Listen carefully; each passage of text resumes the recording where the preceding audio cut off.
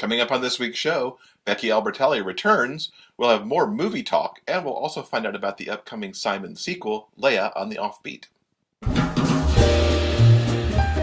Welcome to the Big Gay Fiction Podcast, the show for readers and writers of gay romance fiction. If you can read it, write it, watch it, or listen to it, these two guys are going to talk about it. Now, here are your hosts, Jeff Adams and Will Knaus. Welcome to episode 128 of the Big Gay Fiction Podcast. I'm Jeff from JeffAdamsWrites.com. And I'm Will from WillKnaus.com. This week's episode is brought to you in part by listeners just like you. We will have more information on how you can help support the show in just a few moments. Here we are, another episode. The last of our trio that we pre-recorded as we get ready to move, or have moved by now. Such a time paradox at this point. I know. We literally finished recording last week's episode seconds ago. Yes. It was seconds ago, and now here we are.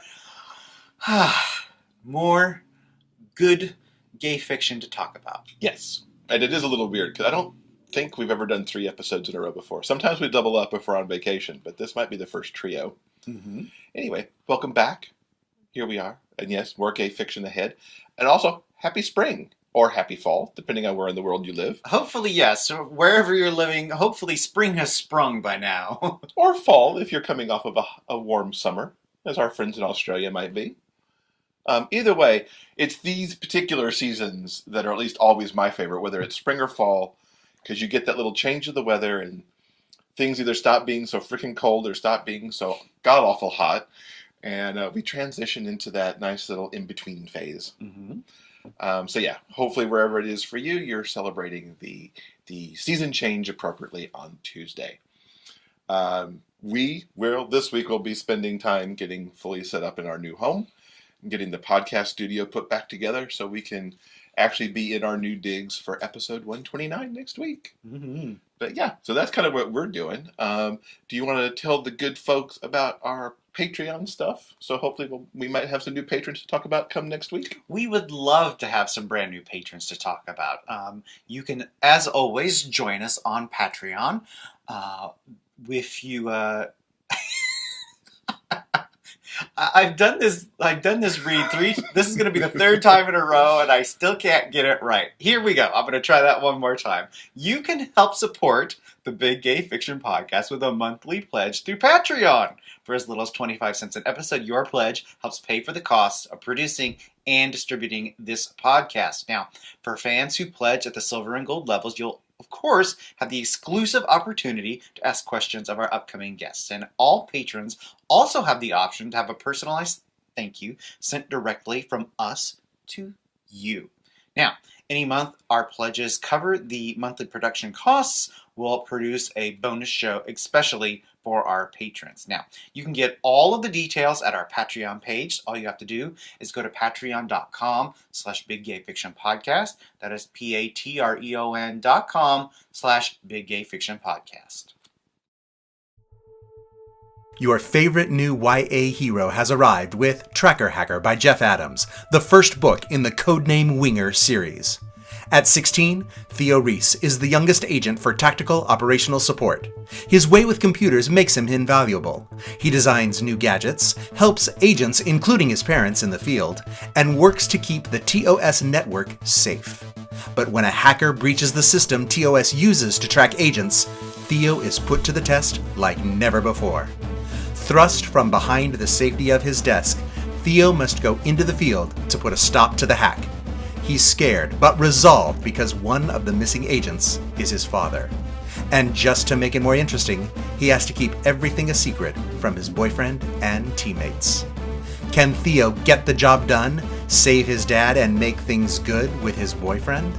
Find out in Tracker Hacker by Jeff Adams, available in ebook and paperback from Harmony Ink Press, Amazon.com, and other online retailers. So we do have a little bit of a book review to give you. You actually teased us 2 episodes ago with this book as being one of the other billionaire Stern boy in a blue suit on a cover things, and now you're actually going to talk about this book from MJ O'Shea. I am. I'm going to talk about Game Point by MJ. Now, I don't think it's any secret. I love MJ O'Shea to pieces. We've had her on the show. I've read several of her books. I will never hesitate to recommend her books. So it should be no surprise that I loved Game Point to pieces. Now, this particular billionaire book is about a guy named Quinn. And he is essentially a professional socialite. He goes around being fabulous and glamorous and going to parties and that kind of thing. That's a nice job to get if you can have it. He's a young, pretty boy who makes his well, I hate to call it a living, but he's sort of like an Instagram influencer, that type of guy. Anyway, at the beginning of the book, his grandfather has passed away, and he learns that he has inherited the family sporting good empire. So he has to take some time off from the lifestyles of the rich and famous, and he has to return home to Seattle. And it's there that he encounters a guy named Porter.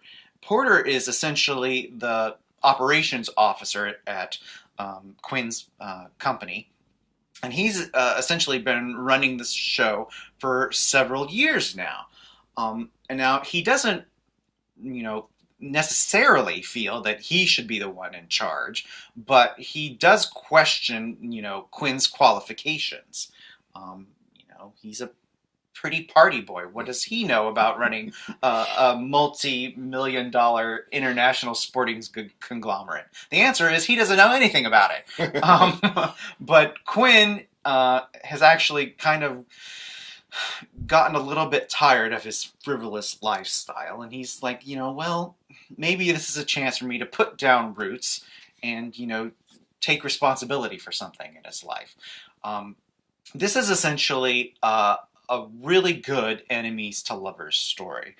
Quinn and Porter obviously butt heads at the beginning, but as they, spend more time together, they realize that each of them has something unique to offer the business. Porter is, of course, the straight-laced businessman. He's incredibly smart, and he knows, this company inside and out, while Quinn is really more of a social butterfly, and he really excels at, talking to people and, making, closing the deal. Mm-hmm. That kind of thing. And they realize that they actually, their talents really mesh well together, and that, they can really do something amazing with this company as they move forward. So as they, move from enemies to friends, they eventually become friends with benefits because, they're both really, really hot, and they're both spending lots of time together. So they figure, let's blow off some of this sexual tension and let's hook up. So they start hooking up, and then they start hooking up on a regular basis. And it's really, for the two of them, they both really think of it as just sort of a friends with benefits situation. Mm-hmm. But as they continue on, they realize that there are actual genuine feelings in this relationship, and they don't necessarily know how to move forward without it affecting their business relationship. And what does that mean? If we're a couple, what does that really mean for the company, and how does their emotional involvement involve business issues and stuff like that? Mm-hmm. Now, like the other billionaire businessman book that I mentioned a couple of weeks ago, this book doesn't have an overly complicated plot, which I found sort of refreshing. A lot of times with these billionaire-themed books or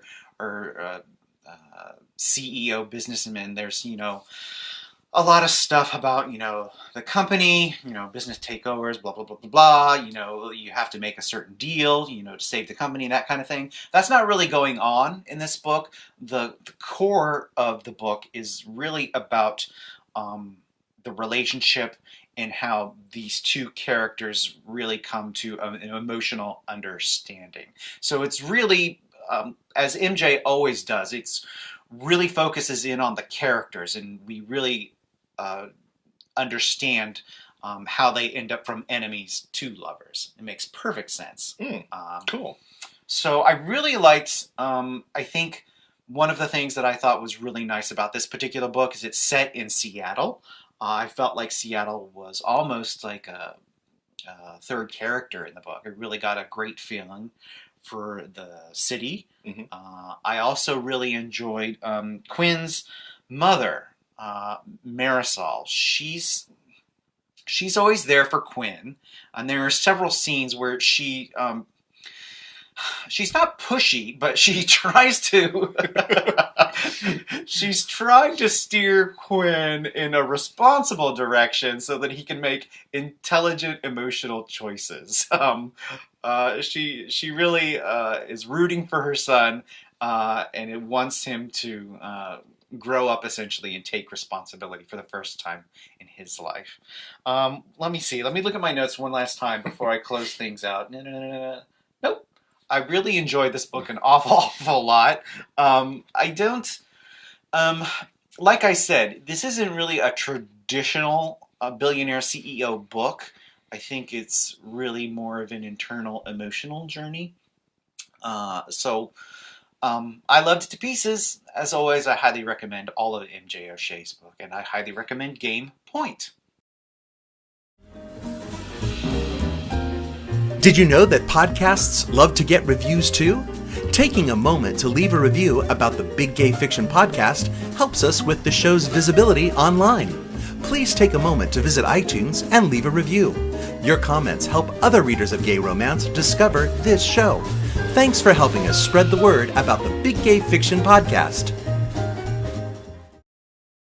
So, of course, this past weekend, Love, Simon opened in theaters across the U.S. If everything's gone well for us, we will have seen that over that opening weekend. And check the show notes page of this week's episode, where there should be a review of this in a little extra bonus video that we will post. If that didn't happen, well, we'll figure out what went wrong in next week's episode and tell you about that. I'm very happy to have Becky back on the show this week. We had such a good time talking for over an hour, really. And there's a whole bunch of off-camera stuff that was a lot of fun, too, because she and I had to talk about spoilers that we didn't want to share with everybody else because I had read the book already and had to know certain things. This time out, we talk about a little bit more about the film, including how her cameo came about that's in the film. And we also then dig into some books. The Upside of Unrequited, which was 2017's book, and I reviewed a few episodes back, as well as Leah on the Offbeat, which is a sequel to Simon, which actually comes out on April 24th. You talked about this just a little bit ago, and about how Fox is pushing this as a mainstream film. And to me, it really is significant that a gay teen love story is, going wide with Fox. And there have been other, gay teen YA stories that have been out there. I'm thinking Geography Club and something like Summer, and films of that nature that are great films, but they're made on a very, they're indie films and films that occasionally struggle for distribution. What was it about Simon, do you think, or perhaps since you've been through the process, that made Fox go, yeah, this gets to go this way? God, I mean, I don't entirely know. And I think, one thing I always want to kind of emphasize is that there's a lot of luck involved. There's a lot with like timing. And of course, like, it didn't happen in a vacuum. Like, Simon is getting this like kind of mainstream rom-com like John Hughes treatment. And that's, I think, kind of new, but, I think part of why, audiences and also the studio and kind of the industry are receptive to this at this moment is because of, the success of, Moonlight, for example, or, more recently, and it is, also, and some of a lot of these films Simon was already filming in the works as these movies were being developed and coming out, but Call Me by Your Name, so basically, like I think a lot of other earlier films and earlier stories, do have to get a lot of credit for kind of just the roles that they've played in this process of kind of mainstreaming this type of story. And I don't know, I have a lot of mixed feelings about the fact that, like, kind of, you could say, like, Simon out of all the stories was the one, like, picked for this, and like whether it should have been Simon. But my thought is that, when I think about Simon, and when I think about the story that I was telling in the book and that gets told in the film, there's this relationship, and it's a relationship between two boys, and that is something that is, a little bit new for kind of a mainstream film. But that's not kind of all that Simon is about too. So I don't know. When I think about kind of what people have been responding to, I do want to think that some of it has to do with just some of these specific, like, elements of this book, not just the fact that it's a gay love story, because there's so many great ones out there. There really are, more and more every day, it feels like, and it's an exciting time, especially in publishing for that. But it's Simon is a very particular story with a particular point of view, and it's a story about my high school, and it's a story about my drama club, and the voice is very very much kind of my voice, and so it's hard to say kind of how that all came together, but yeah, I don't know. I don't know kind of what it was that Temple Hill, my production company, and Greg Berlanti, and kind of all the people involved saw in this book. But I'm glad they did, because kind of what they've been able to do with it has, in my opinion, elevated the story and just kind of brought this layer of nuance that I could not bring to it myself. I love that you equated it with John Hughes, because just thinking about Simon's story in general, you could definitely see it in the lexicon with The Breakfast Club and Pretty in Pink and those films. That's like, I mean, and they've been using that since kind of day one when they were like pitching it to the studios and stuff. And that's, to me, it's like a huge compliment, because I have always loved those movies. And, and I just, I grew up on these rom-coms, like, the John Hughes ones, and then also some of the ones that were a little bit later. Like, I think 10 Things I Hate About You and Never Been Kissed were two that were like very formative for me. So I love that this movie is going to kind of be in that vein and kind of add to that whole, like, genre of stories that I grew up on, in the 80s and 90s and beyond. Mm-hmm. So did you, since it filmed in Atlanta and you were actually on set occasionally, did you get to have the author cameo where you get to maybe walk down the hall or do something? I do have a cameo. It's like so embarrassing so a lot of times authors have like a really classy cameo in their movie. Like, I keep thinking of in Everything, like Nicola Yoon and her family have like this beautiful cameo on the beach, and they're like a family walking down the beach together. So my cameo, they had something all planned for me in the carnival scene. I think I was supposed to be like the ticket vendor or something like that. But it rained the day they were supposed to film it, and so they had to move around which day they were filming what. And it ended up that I was on book tour during the carnival scene, and so the only place that I could have my cameo at that point was the Halloween party, and there are no adults in that scene, and I'm an adult. I'm 35 at the time. It was being filmed. I was 34, and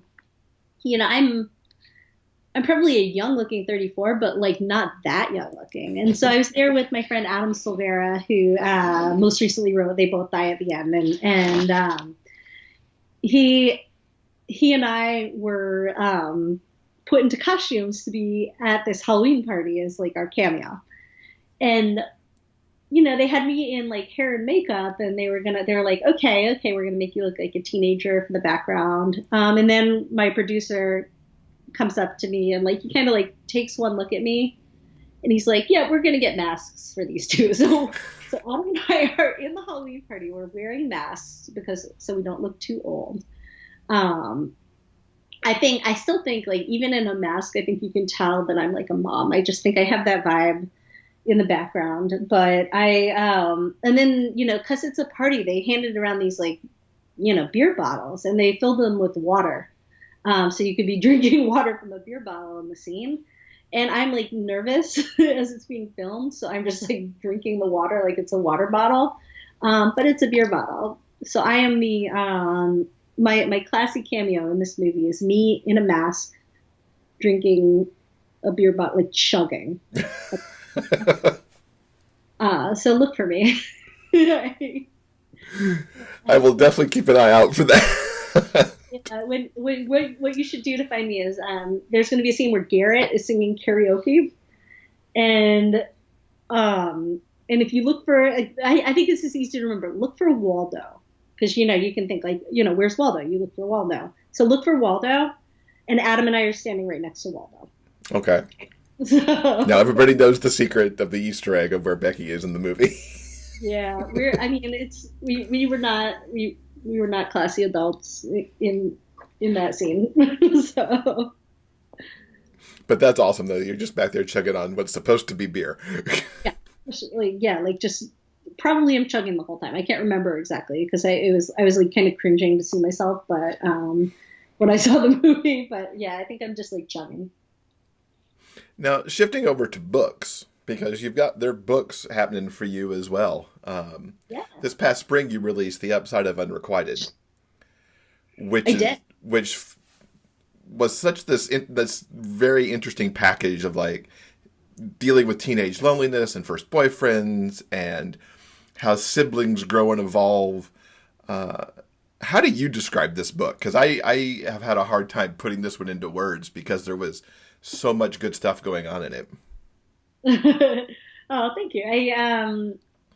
A lot of times when I try to explain, and I have trouble describing it too in some ways because it's like it hits so close to home for me. But sometimes I'll be like, okay, so Molly's this girl who gets no action, and this is a book about her wanting to get some action and then ultimately getting some action.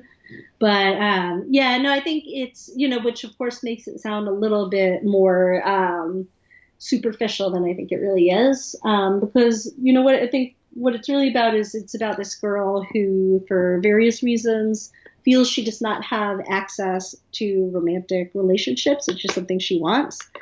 And so kind of it's about her figuring out, how is it that other people make this happen? Is this something that she can make happen? And how does she do that on her own terms? It's a much more succinct way than I think I've ever put it. Okay. I'm always succinct, so I'm going to stop there now. What was the inspiration behind it? Because that's always one of my favorite questions to hear. And kind of how did you wrap it all together? Because there's a lot of stuff going on in this book for her and those around her, her sister, her parents. Yeah, I mean, this book was like, a little bit about kind of the process of writing it. It was a nightmare to write. Simon was like my charmed book where it was fairly straightforward, my kind of editorial process with that one. Upside took me 2 years. I rewrote that thing 7 times. Like I completely changed the plot. Like when I say rewrote it, I mean like it had a switched at birth plot at one point. It had a dating app plot at one point. Like it was like totally new stories. And so I kind of had to write my way to it. And some of it was, I think, like, Simon's a very personal book for me. Upside's very personal, but in a different way. And I think kind of the big difference there is Upside is personal and it kind of gets at some issues that I had not, maybe have not entirely like worked through myself yet. So it was a little bit of a bruise, like working on that book. And, and I think ultimately,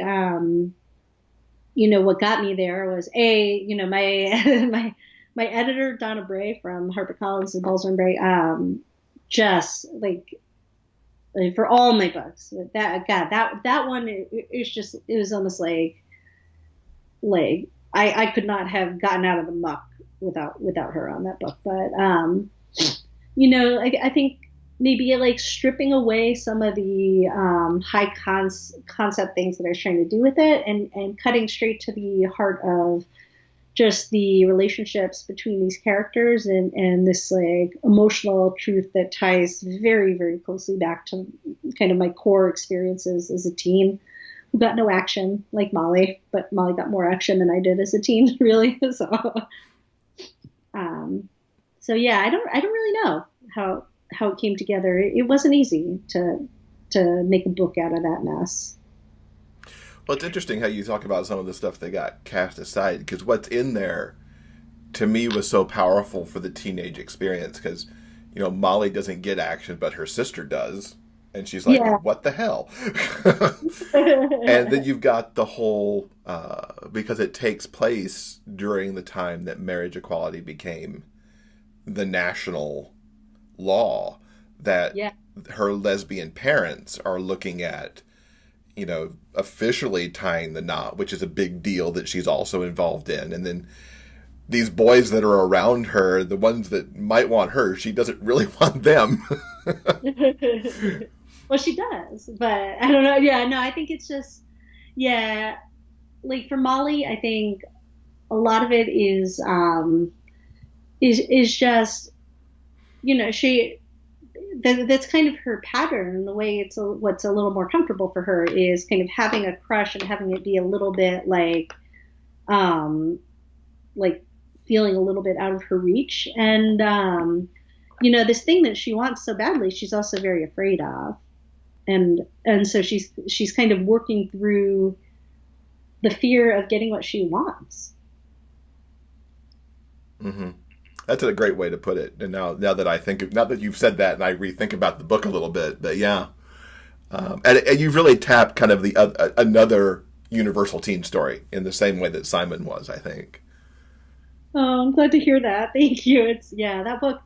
It's funny. Like I think I'm still a little bit like raw from just the process with that book. That it's like I don't know. Like I think I released it, and I just had, even more so than Simon, I had no idea how it was going to be received, and I'm protective of it, but also like I'm just like, sometimes I can't even look at it because like I mean. Those are a rough couple of years. So part of me is just like, thank God it's out there because I'm not rewriting it again. Mm-hmm. Yeah, they're as hard as it can be to push the button to send it off. There's that big relief that it's like, oh, thank God that's done. Yeah. That story's out of me now. Yeah. Move on. Now, coming up after Love, Simon comes out, in about a month after that movie, actually, we get the novel sequel with Leah on. I have a hard time saying this title. Leah on the Offbeat. I don't know why that doesn't flow for me too well. Oh yeah, I say Leah on the Offbeat, and she actually, because it's sort of, that's a name that can be pronounced many ways. Leah in the book, Leah on the Offbeat, clarifies that. I think it flows a little easier to say Leah on the Offbeat, but yeah, Leah on the Offbeat is, it really is, it's a companion book, but I do think of it as a sequel because it's senior year, same group of friends. And because both books, like Simon versus and Leah, are such like friend group stories, I think it really reads like a sequel because it's the same group of friends and it's just junior year and then senior year. And it's just filtered through a different character.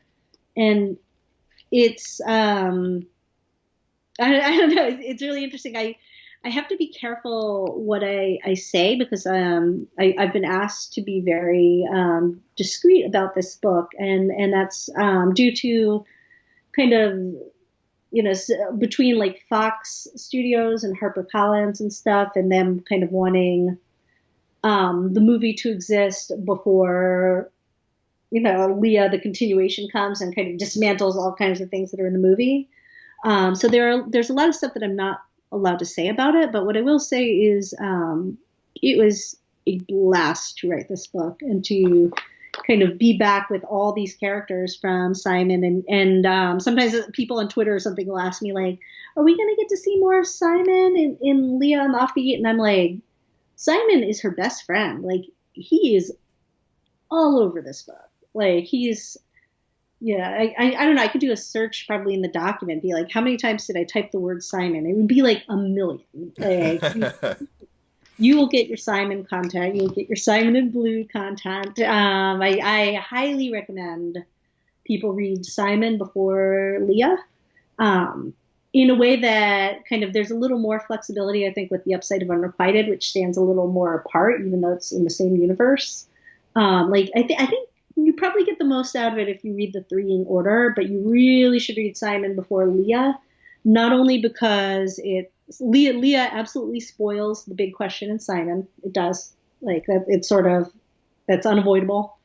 And also I think you get a lot more out of Leah if you know the story of Simon and kind of some of the things that are happening in this friend group that you see through Simon's point of view, and then Leah it's like Leah comes along and you kind of learn a little bit more about some of the things that that you thought you knew played out one way, and I guess Leah's perspective on certain things is a little different than Simon's.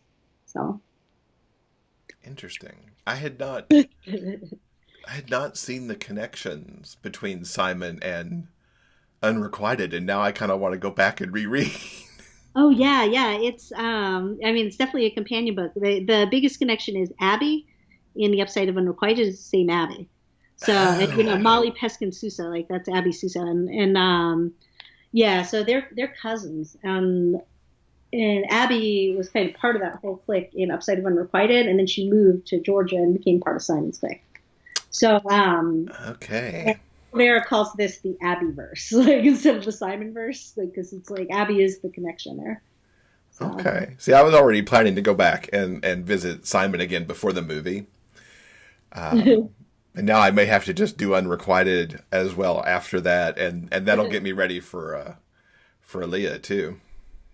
Yeah, I think anybody who does do that and like reads them all in order is going to find all kinds of Easter eggs. Like there's Upside Easter eggs in Leah and things like that. So okay, well now I have some of my my reading planned out for the future.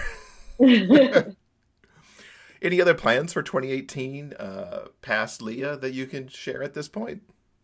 Yeah, I think kind of the major thing past Leah that I have going on in 2018 is What If It's Us, which is my co-write project with Adam Silvera. And that is, it's the first book that I've ever co-written. It has been the most fun I've ever had writing a book. But that one comes out in October of 2018. And it's about two boys who kind of meet and fall in love in New York City. And it's it's been just the whole process of that book has been really, really interesting. It's just been the coolest like creative experience ever. And I know you mentioned just co-writing and I know that's something that you've done as well. And there's nothing really like it, to be able to join forces with a different author and a different mind and like tell a story coming at it from two different angles. Yeah, it's unique, and I think everybody approaches it in their own unique way. I know some people who co-write with different people. Yeah. And it's a whole different thing how they'll work with person A versus person B. Right. And I think, and some of it, I think you almost need to like, you discover as you're doing it, I think, or at least that was for me and for Adam. Absolutely. Well, that's exciting. Two Becky books in the same year. Yeah, it's a bit busy. I'm a little nervous. Yeah, just with 2 books and a movie, and I'm already like so over. And and I have a 5-year-old and a 3-year-old too, and so it's like, we're gonna see how it goes next year. We're gonna see if I have time to sleep at all ever. I don't know. You'll take cat naps on planes or something. Yeah. What's the best way people can keep up with you, as well as news about the movie as it rolls out? I love this question so much, because I'm like dying to like lay this out there, because it's all the communication. I feel like I'm getting a lot of messages and a lot of questions and a lot of, it can be a little scattered, and that's just how things are. I think with so many different social media platforms and just authors being accessible in different ways and every author having different preferences for that. So here's what I think. So the best way to keep up with movie updates and to kind of know what's happening, follow me on Twitter. If I'm allowed to announce it, like, you can pretty much bet I'm going to announce it on Twitter first usually. Also, follow the Love Simon Movie official social media platforms. It's just Love Simon Movie on Twitter and Instagram, and I think they have a Facebook page as well. Yeah, and then there's also my Twitter, my Instagram, and I have an author Facebook page, which my amazing assistant keeps updated for me. And those, I believe, are all just at Becky Albertalli. And then, let's see, other ways to get information. There are reader-run movie accounts on Twitter and Instagram. I can't remember the Instagram handle off the top of my head, but on Twitter, it's at Love Simon Film. And those are a couple of readers who run that, but they're incredible. And they are like super up to date, and one thing that they're really good about is they take this like movie content from the Love Simon Movie official account, and they bring it back to the book, and they connect it to the book, and they find the page in the book that references the movie promo, and it's really moving almost, like the way they're able to do that. So that's what I recommend. And then as far as like reaching me, the best ways to do that are, I tend to be most responsive on Twitter. That's just sort of what's easiest for me. Emails, the best, if you have a question, the best thing to do is to email my assistant at albertalli.requests@gmail.com. Perfect. All right. Well, Becky, thank you so much for coming to talk to us about the movie and the books. Thank you so much for having me. This is really fun. Continued best of success in 2018 with the movie release and Leah and everything else. Oh, thank you. And as always, it's such a pleasure to have Becky on the show. We're so glad that she could take a few minutes out of her incredibly busy and glamorous lifestyle. Yes, it was great to talk to her. Much appreciated, and I'm super psyched to read Leah and that sequel coming out in April. Yes, guys. So I hope you'll join us next week for episode 129. Jay from Joyfully Jay will be here, and she's going to be talking about some recommendations, some springtime book recommendations, in fact. Yes, a little something to thaw us all out after the winter that we've had. Indeed. So, guys, remember, no matter where life takes you, the journey will always be sweeter when you have a book. Until next week, guys, please keep turning those pages and keep reading. For detailed show notes and the complete episode backlist, go to BigGayFictionPodcast.com. New episodes are available every Monday on all major podcast distributors and YouTube. Thanks for listening. We'll see you next week.